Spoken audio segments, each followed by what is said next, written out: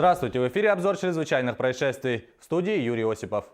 Мошенники обманули жительницу Мирного почти на 500 000 рублей. 63-летняя женщина в декабре 2017 года приобрела биологически активные добавки, однако видимого эффекта от них не дождалась. В сентябре 2018 ей позвонил мужчина и представился следователем по особо важным делам Следственного комитета России. Он сообщил, что якобы в одном из районных судов Москвы проходит рассмотрение дела о реализации поддельных ядовитых биологически активных добавок, которые ранее приобрела потерпевшая. По словам лжеследователя, продавцы оказались мошенниками, и всем пострадавшим от их деятельности полагается компенсация в размере 8 миллионов рублей. Далее он предложил пенсионерке написать заявление, чтобы признать ее потерпевшей по уголовному делу и отправить почтой. Затем же потерпевшей позвонила женщина, которая представилась адвокатом и попросила перевести на электронный кошелек более 39 тысяч рублей за страховку. Поверив, женщина перевела всю запрашиваемую сумму. Через 10 дней на сотовый телефон потерпевшей поступил очередной звонок. Ей сообщили, что она выиграла суд и сейчас ей необходимо отправить 200 тысяч рублей. Женщина вновь пошла на поводу и, собрав сумму, перевела деньги.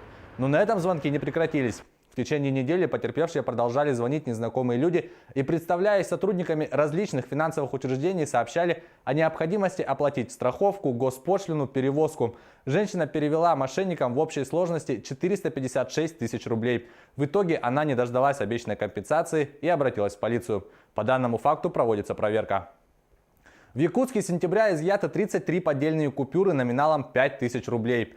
Сотрудники отдела экономической безопасности МВД изъяли фальшивые купюры 4 серий образца 1997 года выпуска.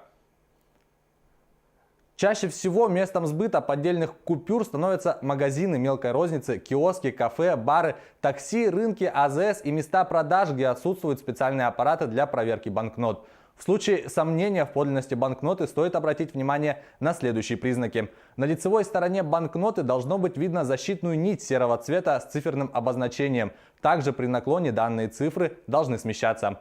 Яркая полоса на гербе Хабаровска должна перемещаться при наклоне купюры. На ощупь бумага не такая эластичная и не имеет характерного хруста, имеет расслоение. Защитные волокна и цифровое обозначение номинала, нанесенное серой краской в левом нижнем углу купюры, не имеют свечения в ультрафиолетовых лучах.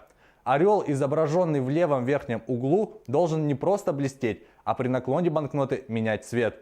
Внимательно осмотрите купюры на предмет наличия водяных знаков, специальных защитных нитей, рельефности изображения текстов «Билет Банка России», подделка билетов Банка России преследуется по закону, наличие меток для людей с ослабленным зрением.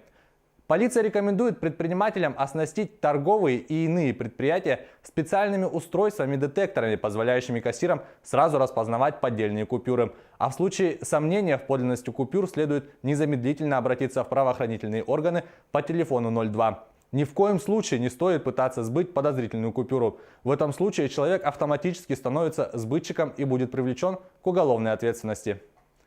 Сирота судится с экс-приятелем из-за проданной квартиры. В Краснодаре молодой человек, который рано остался без родителей, может стать еще и бездомным. Его квартиру во время отъезда продал бывший приятель. Однако первый суд решил выселить сироту, несмотря на доказательства его правоты.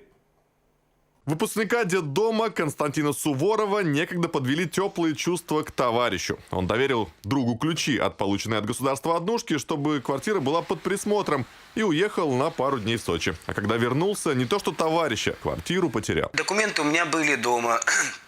И паспорт был тоже дома. Я ездил на Блаблакар, чтобы не потерять паспорт.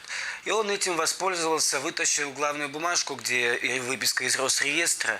И на базе этого он через знакомых своих МФЦ все перевел. Бывший друг Александр Колесников сначала продал квартиру сам себе, потом нашел другого покупателя, а после удачной сделки изменил имя и фамилию, превратившись в Андрея Абрамова, и скрылся из страны. Следствие, по словам потерпевшей стороны, не торопится его разыскивать. Заявления были поданы, но пока все тишина, все тянется, затягивается все дело. Никаких результатов. Уже 1,5 года никаких результатов нет.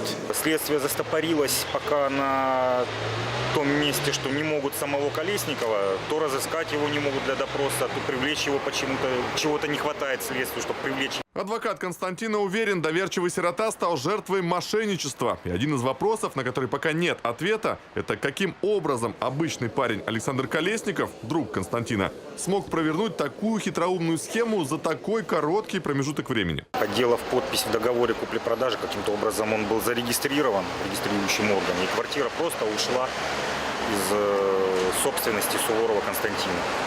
Далее она перепродавалась из рук в руки за короткий промежуток времени, пока на нее не было наложено обременение по моему ходатайству в суде. Несмотря на очевидность преступления и доказательства в пользу Константина, первый суд принял решение вовсе не в его пользу. Были экспертиза и показания свидетелей было, что я не отсутствовал вообще в городе. Но суд почему-то это не учел. Тем временем новый собственник своей позиции тоже не сдает. Более того, считает, что жертва вовсе не обманутый сирота, а он сам, очередной владелец недвижимости. Я разве не вижу всех со стороны, которые меня пытаются обмануть, вот, отобрать у меня недвижимость, своими схематами. Так, буквально два слова. Я буду с вами общаться, не буду, извините. Кто же в этой истории все-таки обманутая сторона, будет известно чуть позже. Суд высшей инстанции отменил предыдущее постановление и запросил документы для нового, более детального изучения всех обстоятельств дела. На это время Константин останется жить в своей квартире.